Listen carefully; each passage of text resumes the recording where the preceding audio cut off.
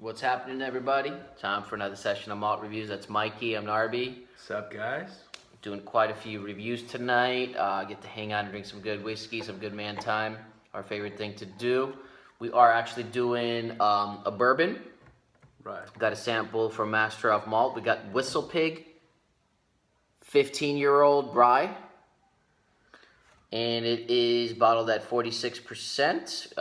Another whiskey we haven't tried. We wouldn't have bought the sample if we tried it. Again, we are opening up more towards bourbons. We tend to not like them as much as scotches, but it's one of those things where, just like with anything, where the more you try, you get into them a little bit more. So, not even close to scotch for us yet, but we are willing to purchase some bourbons and get a little bit more into them. So the samples is a cool way to do it. And without further ado, let's try. This has been breathing for about 10 minutes. Yeah. Let's try this 15-year-old rye from WhistlePig.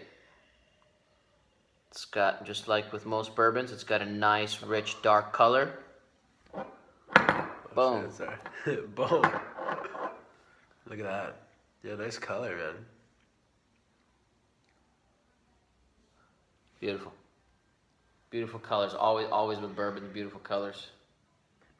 That first fill. On the nose. Beautiful.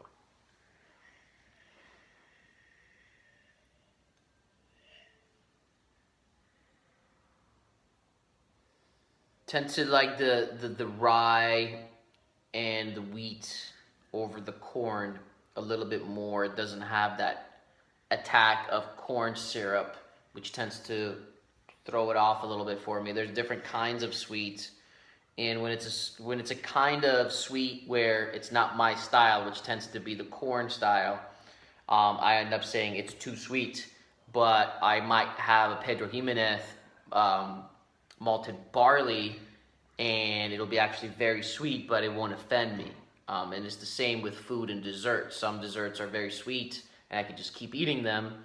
And certain desserts, you have a bite, and it's like, no, this is too sweet. I don't want it anymore. It's good, but I only want a bite. So it's the same element in whiskey. So I'm sure you guys could relate with food as well. But this has a nice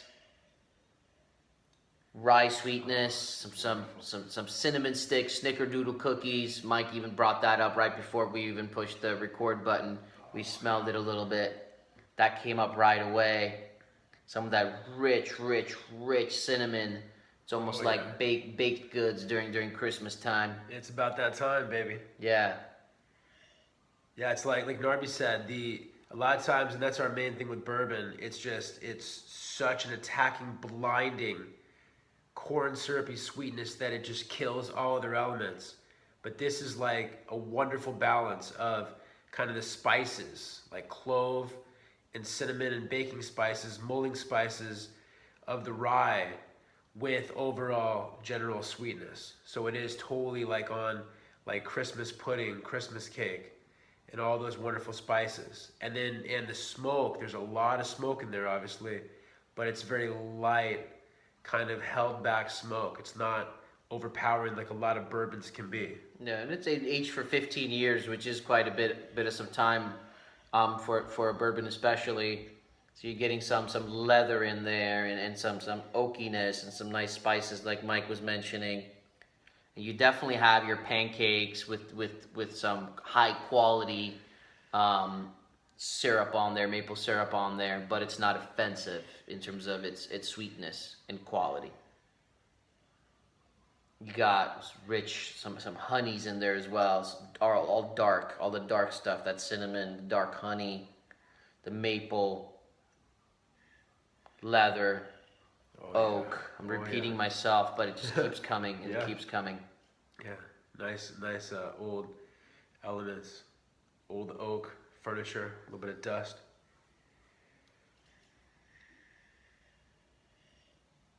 Very nice. On the palate.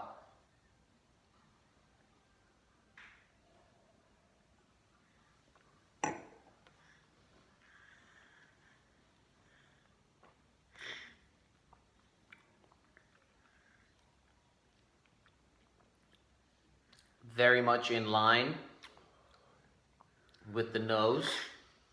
So rather than repeating myself, it's everything I got on the nose kind of gets to the palate.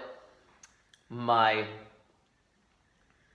main complaint, actually it's kind of coming along.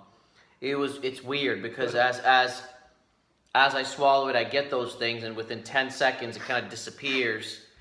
But what I like about it is it comes back, and what I mean by that is in the back of my tongue, that leather and oakiness ever so slightly lingers, and it brings some sweetness to the front. But for a minute it kind of disappeared, and it just kind of came back. So that was kind of interesting. Yeah. But very, very similar nose to palate. I would almost like, and even though this is at 46%, I would almost like it to be a little bit more. The finish isn't very, very long, but one more sip to comment on the finish. For just one sip is not fair. Yeah, there's it's 46%, so it's not super strong. There's a tiny bit of alcohol burn in the beginning, but it goes away really fast. It's nice, light smoke. It's a little drying. It kind of has some of those aged elements, but like Narbe said, it's very close to the nose. The biggest complaint for me is, and this is always one of our main complaints with bourbons, with rye whiskeys, with American whiskeys, because they're limited on the kind of barrels they can use. They can't use sherry barrels. They can't use barrels that have been used to make bourbon and sherry, multiple times. It's kind of limited, it's a limited spectrum. You're not going to get a ton of crazy, explosive, fresh fruits or dried fruits. You're not going to get all these crazy, metal polishes, wood polishes. It's a certain kind of smoke, some kind of spices, and then, everything in between. So, but it's good. Yeah. Overall, it's good. Couple things. Unfair assessment the first time around. The second time around, I didn't get that disappearing thing. I probably just took a small sip and just whatever was off. But second time around, it stayed, it lingers, and it's actually quite a bit leathery and oaky, and it's just lingering and lingering and lingering. So the finish is more towards a medium finish rather than a short finish. But the flavors, again, pretty similar. But one thing that Mike just mentioned, he was talking about bourbon, and this goes with other spirits too for me, is with Scotch, it starts here and it goes God knows where. You get tropical fruits, different whiskeys, dried fruits, you get peat, you get something that's sweet and peat together, and it's like hundreds of different kinds of flavors depending on which kind of whiskey you grab. You grab a Buchlati, it's like you're experiencing something. You grab a Macallan, you're experiencing something. You grab a Balvenie, you're experiencing something. Then you go an Ardbeg, you're experiencing something. And then, you grab a Port. It's just all very, very different, where with bourbons, it tends to be, this one's pretty good, this one's okay, this one's bad or whatever, but it's along the same line of flavors. Doesn't really change as much as Scotch does. And the same with cognac. It doesn't change so much. It's just all kind of similar. Some are, of course, quite a bit better than others. And even with cognac, sometimes you do get cognacs that have tropical fruits. It's very, very hard to find, but they exist. And old cognacs have that richness that some of the new, more floral style cognacs don't have. But with Scotch, you could it's such variety. That's where that complexity comes in. And just when it comes to malted barley, it's number one. This was good. This was enjoyable. I'm not running out to get a bottle, but if you're a fan of bourbon and you're watching this review and you're a fan of rye whiskey, I think you will like this, and your score will probably be a little bit higher than mine is. For me, this is an 88 out of 100. And I give it an 86 out of 100. Okay. All right, you guys, we'll see you guys soon for another malt review. Comment below. Let us know if you've tried this, what you guys think. Always curious to hear, and we always answer back. Cheers. Cheers.